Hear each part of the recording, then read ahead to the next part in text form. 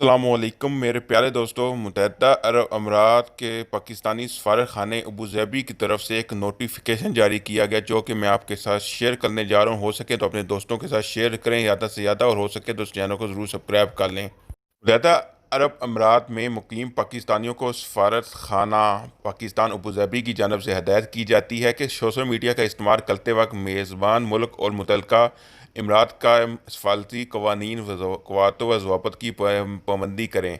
Social media पर गैर मुतल्लिका सरगर्मियों से गुरेज करें। अगर किसी को कोई मसला दरपेश आता है तो वह सफारत खाना पाकिस्तान ने अबूज़हबी को मुतज़्ज़र नंबरों पर इसकी इत्तला करे। फ़ोन नंबर 00972124447800, व्हाट्सअप 0097569948 हो सके तो दोस्तों ज़्यादा से ज़्यादा शेयर करें अपने दोस्तों के साथ, ताकि फ्यूचर में उनके साथ कोई ऐसा मसला ना हो जाए कि वो बाद में प्रॉब्लम में पड़ जाएं यूएई के अंदर।